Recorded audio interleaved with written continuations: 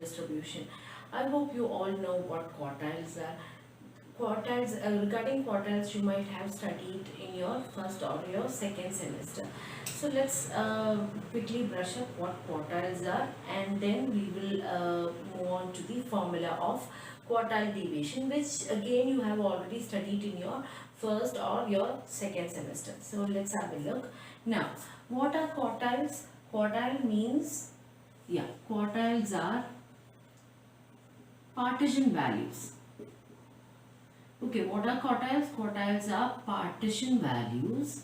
So if you have a set of data over here, this set of data is equally divided into four parts. Okay, equally divided into four parts at 3 points. Now what are the 3 points? Q1, Q2, Q3. Now these are the quartiles. Okay, now what does this mean? This means that this is what 25% of the data, this is 25%, this is 25%, and this is also 25%. Okay, fine.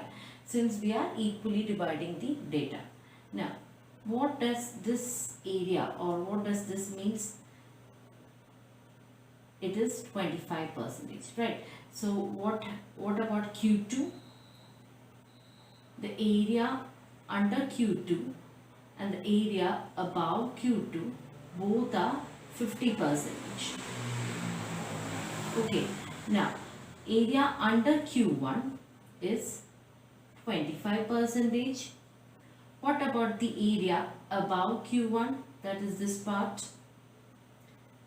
Area above Q1 is 75%. Now, what about Q3? Area above Q3 is 25%. Area below Q3, that is this area, is 75%. So these are some of the things that you have studied earlier. Again, you have studied a formula for quartile deviation, which is equal to what? Q3 minus Q1 divided by 2. Now what we are going to do is we are going to apply all of this into our normal distribution. So let's have a look to what your normal distribution. So let's have a look. If X is a normal distribution, that is if X follows a normal distribution with mu and sigma, and if Q1 and Q3 are the first and second quartiles, then probability that X is less than Q1, probability that X is a random variable, it takes the values from minus infinity to plus infinity. So the value of X, or the probability that X is less than Q1, probability that X is less than Q1 is 0.25, right? If this range is from minus infinity to infinity, and if I divide it into if I divide the whole thing in four equal parts, there will be 3 points at which those parts will end. Now the first part is what? Q1, second Q2, and Q3. Just keep that in mind. So what I have written over here, probability that X less than Q1 is 0.25, right? Similarly, probability that X greater than Q3 is also 0.25. Just note the difference over here. The first one is less than and the other one is greater than. Okay, just keep this figure in your mind. Now, coming back to your normal curve. Now, how will you represent all these things in your normal curve? In normal curve, this is the area under the frequency curve, right? So usually the area under the frequency curve is represented in terms of a probability. So I have drawn a bell-shaped curve over here and the range curve over here. Okay, now this is your Q1, this is your Q2, and this is your Q3. Now applying again this over here, it is very easy to understand that. See, Q2 is actually, when it comes to your normal curve, Q2 is nothing but what? Mean. Now, mean in the sense, it can be median or mode. Okay, so the difference, so see, from Q1, the probability that X is less than Q1, the area which I have shaded over here is what? 0.25. It's the same over here, right? Then the probability that x is greater than Q3 is what? 0.25. Okay, so that I have given over here. Now what I'm going to do is I'm going to apply a transformation in order to reach the quartile deviation. So the transformation that I am going to consider is z is equal to x minus mu by sigma, and hence and then your first equation, that is probability of x less than q1 is equal to 0.25 becomes what? Probability of x minus mu divided by sigma less than q1 minus mu by sigma. Both the sides I am applying what? Mu by, I am subtracting mu by sigma, which is equal to 0.25. Here x minus mu by sigma, since I am applying the transformation, what is it? Z. What about this? I am going to give this a name, a variable, sorry, z1, and that is equal to 0.25. So finally probability of z is less than z1 equal to 0.25. So your equation 1 becomes like this when you apply the transformation. Similarly, you can apply a transformation and then your equation 2 becomes what? Probability of z, this was greater than, probability of z greater than z2 is equal to 0.25. Okay, now you have to find out the value for z2. See, usually when you do a problem, what will you get?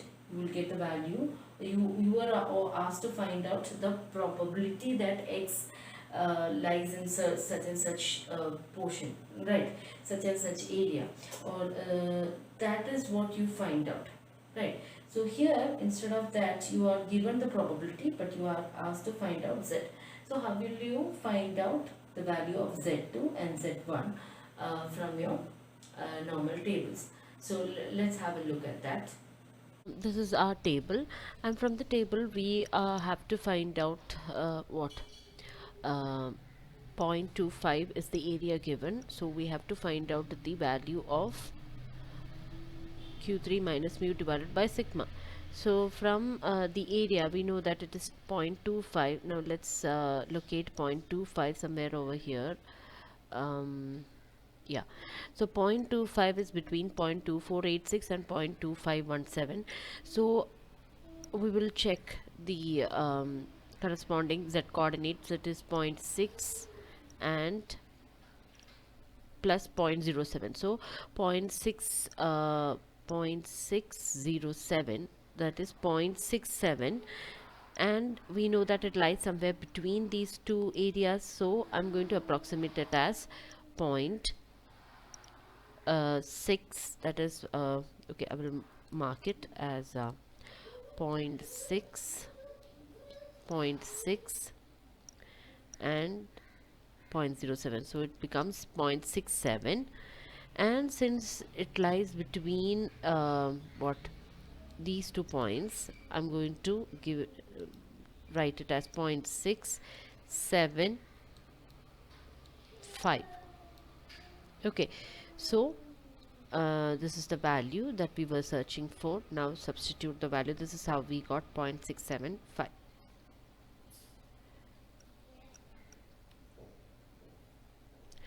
Is equal to 0.25. Now why I am considering the second equation is that from the figure I know that it is on the positive side, so it is much more easier for me to calculate. Okay, so that is why I considered this first. It's okay if you consider the first equation also, it is fine. So I just took this one. Then I wrote this as probability of 0 less than z less than z2 is equal to 0.25. This is also right. Then from the tables we will get the values of z2. So let's I hope we just had a look at the values and we know right now how to find out the value of z2 when the probability is given. So what is the value that we got? Yeah, z2 is equal to 0.675. Now what is z2? Just take back a few moments earlier. What was z2? Q3 minus mu divided by sigma, which is equal to what? 0.675. Now what I'm going to do is I'm going to consider what so this was about probability of z greater than z2. Now what about probability of z less than z1, which was our first equation? What about that? Yes. Now see, probability of z greater than z2 is something which appears over here, okay, on the positive side. Now what about probability of z less than z2? Yeah, it is over here on the negative side. But you see, probability of z less than z z less than z1 was what, which it was equal to 0.25, right? This area was 0.25. Now since this x follows since z follows a standard normal distribution, and we know that in a bell-shaped curve both the sides are symmetric. Now the area corresponding to this is equal to the area corresponding to here, but the signs will be different. Now here the sign will be what? Minus 0.675. Okay, so that is the only difference, but the area is the same. Fine. Now what I am going to do is, we know that QD is equal to Q3 minus Q1 divided by 2. So I am going to subtract. I'm going to perform what is this? Q3 minus mu divided by sigma Z2 minus Z1. I'm going to find out what is Z2 minus Z1 in order to find out what the quartile deviation. So what is Z2 minus Z1? Substitute for Z2, substitute for Z1, then you will get what? A lot of terms get cancelled, not a lot of terms, like mu and mu get cancelled. Finally you get Q3 minus Q1 divided by sigma, which is equal to 2 into 6.75. Z2 minus Z1. What is Z2 minus Z1? It is nothing but 6.75 minus 6.75, right? You know the value of Z2 over here, right? So that is 6.75 minus 6.75. See, the value of this Z1 is equal to minus 0.65. So you substitute over here, and then finally you get 2 into, instead of adding this up, I just multiplied it by 2. That is also fine. Now what I did, what did I do in the next step? I brought this 2 down, sigma over there, so that I get QD is, finally my QD is equal to sigma into 6.75, or you can write it as 2 by 3 into sigma. Now what is our problem demand over here? We are asked to find out the area beyond beyond the lines of z, where z is equal to plus or minus 2.58. So it is said beyond beyond 2.58 on the positive side also, and also as well as the negative side. So just draw the figure and you identify your z. Your z will be over here, right? Somewhere over here will be your 2.58, that particular point. So beyond the lines, you are asked to find out the area beyond the lines. So after 2.58 to infinity. Similarly, since it is given as plus or minus, you have to also consider this part also. So somewhere over here is your 2.58 minus 2.58. So you have to consider the area from minus 2.58 to minus infinity. So that is this part. You have to add both of them, right? So for that you have to first find out, I'm just considering the positive side right now. Why do I consider that? Since if I get the answer of this side, then it is easy to find the negative side, because why? Normal curve, they are symmetric. So probability of 0 less than z less than 2.58. What is that? Now we will look up the tables and we will find the answer for this thing. Oh no, this just take your tables and we will find out. Okay, now the answer for that, or this value, is nothing but 0.495 0.951. Okay, fine. But is that enough? No. We have to find this area. Right. Now, I have only found out what I have found out right now. I have found out this area. That is, this area is 0.4951. My total area is, that is total area is what, 0.5. Okay, total area of this side, that is from 0 to infinity, is 0.5. From here to here it is 1. Okay, so what should I do in order to find this? I have to subtract 0.5 minus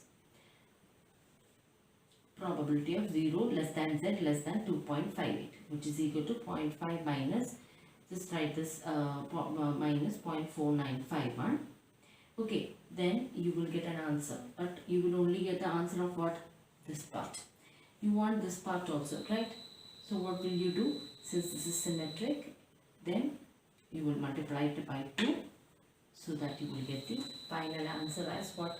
0.0098. Now here we are given the coordinates, that is 2.58. So just search for 2.5 and 8 over here and see where we get the value. Yeah, the value is 0.951.